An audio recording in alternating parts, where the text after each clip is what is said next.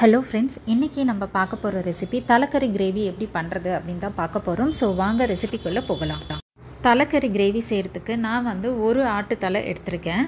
நார்மலாக இது வாங்குறது எப்படி வாங்கினோன்னா, நம்ம சில இடத்துல ஒரு தலையாக கொடுப்பாங்க, சில இடத்துல கிலோ கணக்கில் கொடுப்பாங்க.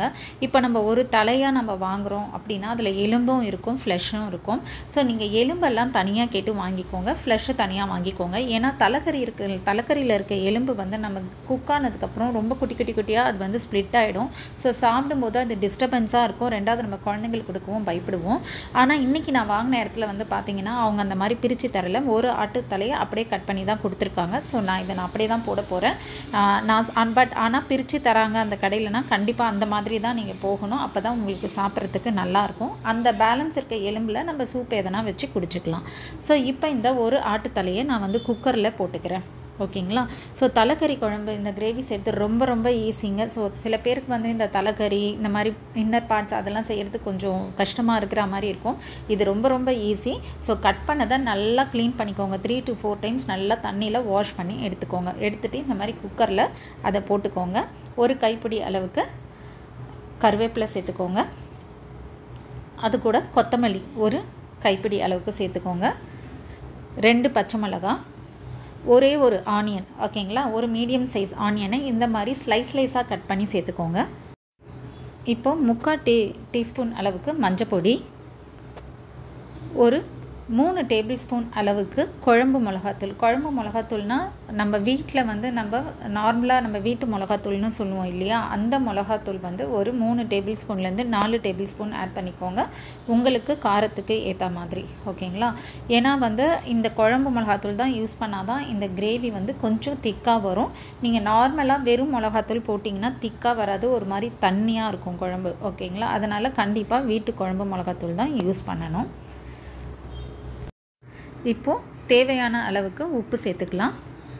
நீங்கள் கல்லுப்பும் சேர்த்துக்கலாம், நார்மல் சால்ட்டு நீங்கள் சேர்த்துக்கலாம். ஓகேங்களா? நான் கல்லுப்பு சேர்த்துருக்கேன். இது கூட ஒரு 2-3 லவங்கம், ஒரு பட்டை, ஒரு இலை, இது 3 சேர்த்துக்கோங்க. நான் அந்த வீடியோ எடுக்கல, பட் நான் இதில் பட்டை, இலை, லவங்கம் சேர்த்துருக்குறேன்.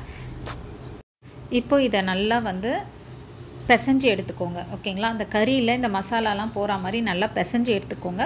கேர்ஃபுல்லாக பிசைங்க. ஏன்னா நீங்கள் அதை பிசையும் போது என்ன ஆகும்னா அதில் இருக்க எலும்பு கையில் குத்தும். ஓகேங்களா? அதனால் ரொம்ப அழுத்தியெல்லாம் பிசையாதீங்க. இந்த மசாலாலாம் அதில் சேர்கிற மாதிரி பிசைஞ்சு விட்டாலே நமக்கு போதும். ஓகேங்களா? ஸோ அவ்வளவுதான். இப்போ இது கூட நம்ம தண்ணி சேர்த்துக்கலாம். தண்ணி நல்லா முழுகிற அளவுக்கு சேர்த்துக்கிட்டிங்கன்னா போதும். ஓகேங்களா?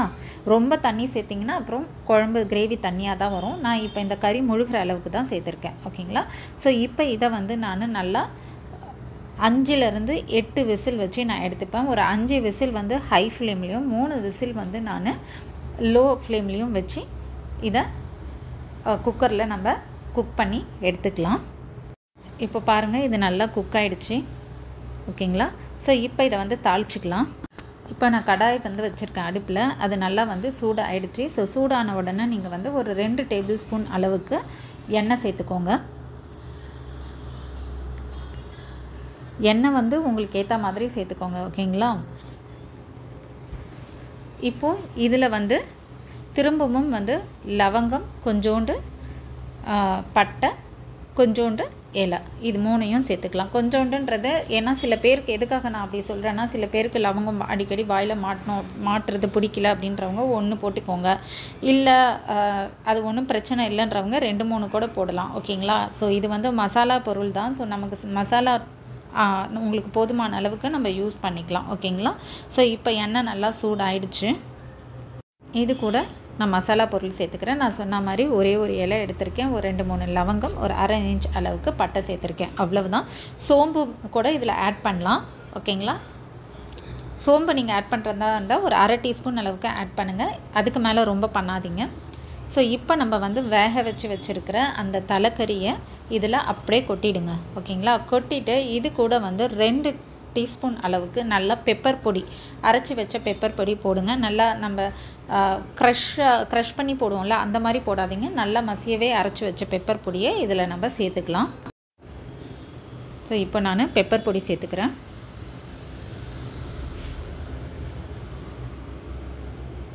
பெப்பர் பொடி சேர்த்ததுக்கப்புறம் திரும்பவும் ஒரு தடவை நீங்கள் வந்து செக் பண்ணி பார்த்துக்கோங்க, உங்களுக்கு உப்பு எல்லாம் கரெக்டாக இருக்கான்னு. தேவைன்னா நீங்கள் உப்பு ஆட் பண்ணிக்கலாம். ஓகேங்களா? இப்போ இது வந்து நல்லா 2லேருந்து ஒரு 3 நிமிஷம் இந்த மாதிரி ஹை ஃப்ளேம்லேயே நல்லா கொதிக்கட்டும். கொதிச்சதுன்னா நம்மளுடைய தலைக்கறி கிரேவி ரெடி. ஓகேங்களா? நான் இப்போ 2வது டீஸ்பூன் பெப்பரும் போட்டிருக்கேன். ஓகேங்களா? நான் 2 டீஸ்பூன் சொன்னேன் இல்லையா, அதனால். ஸோ இதையும் மிக்ஸ் பண்ணி விட்டுக்கிறேன்.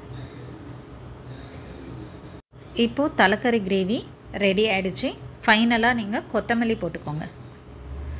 ஓகேங்களா? ஸோ கொத்தமல்லி போட்டுட்டு இதை இறக்கி நீங்கள் சர்விங் பிளேட்டில் சர்வ் பண்ணிக்கலாம், போட்டுக்கலாம். ஓகேங்களா? ஸோ இப்போ நம்மளுடைய சுவையான தலைக்கறி கிரேவி ரெடி ஆகிடுச்சு, அதுவும் ஈஸியாக. ஸோ இதை வீட்டில் ட்ரை பண்ணி பாருங்கள். ட்ரை பண்ணி பார்த்துட்டு எப்படி வந்திருக்கு அப்படிங்கிறத எனக்கு கமெண்ட் செக்ஷனில் கமெண்ட் பண்ணுங்கள். So thank you friends. நெக்ஸ்ட்டு ஒரு நல்ல ரெசிபியில் நான் உங்களை மீட் பண்ணுறேன்.